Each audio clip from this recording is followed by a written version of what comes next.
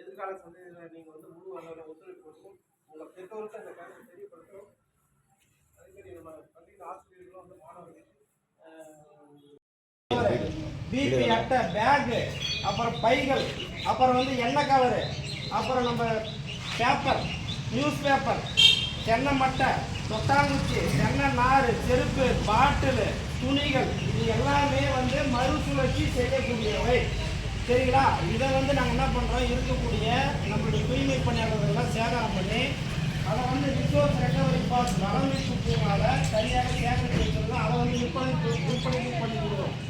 இப்போ இத்தனை குப்பையும் டம்ப் எடுக்க போனால் என்ன வருது? இடம் இல்லை. இப்போ சார் சொன்னார்ல, இடம். அதுக்கு மாற்றாக நம்மளுடைய பெண்ணாடம் தேர்வுகளை பேரூராட்சியில் இதெல்லாம் செஞ்சுட்டு இருக்கோம்.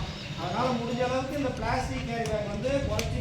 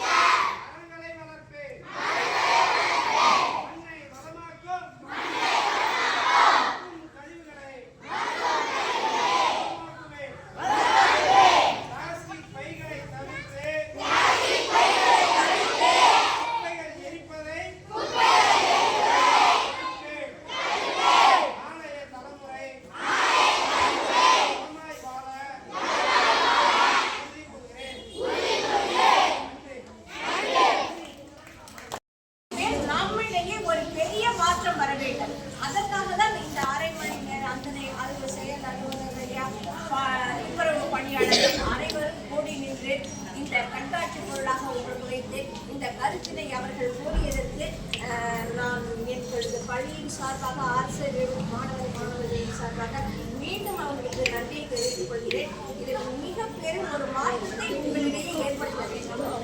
எப்படி என்றால், இந்த பூமி அத்தனையே நமக்கு கொடுக்குது. நம்ம பிறந்துக்கிறது சாதனைக்கு எங்க வாழணும், இந்த பூமியில தான் வாழலாம். நமக்கு தேவைகள் அனைத்தையும் இந்த பூமி தான் வழங்குது. அந்த பூமிக்கு நன்றி சொல்றதை விட்டுட்டு நாம் அந்த பூமியை காயப்படுத்தி மாசுபடுத்தி நம்மளை நாமே அழிச்சிட்டு இருக்கோம். இந்த கேரி பேக் ஐயா சொன்னாங்க, அதனுடைய ப்ராடக்ட் அதனுடைய உற்பத்தி எப்படின்னு சொன்னாங்க. கேட்டா அருவருப்பா இருக்குது. கையில துணிப்பை எடுத்துட்டு போறத நீங்க கேவலமா நினைக்கிறீங்க. தயவு செய்து இனிமே அந்த இடத்தை மாற்றிட்டீங்க. உங்க அப்பா அம்மாட்ட கண்டிப்பா போய் சொல்லுங்க. மளிகை கடைக்கு போறீங்க, ஜாமான் வாங்கறதுக்கு போறீங்க, பூக்கடைக்கு போறீங்க, காய்கறி வாங்க போறீங்க, பழம் வாங்க போறீங்க, கையில ஒரு பை எடுத்துட்டு போறீங்க. கையில பை எடுத்துட்டு போறதே ரொம்ப கௌரவப்படுத்து டிஸ்ட்ரிக்டா கம்பெனிக்கு அந்த மாதிரி நினைக்காது.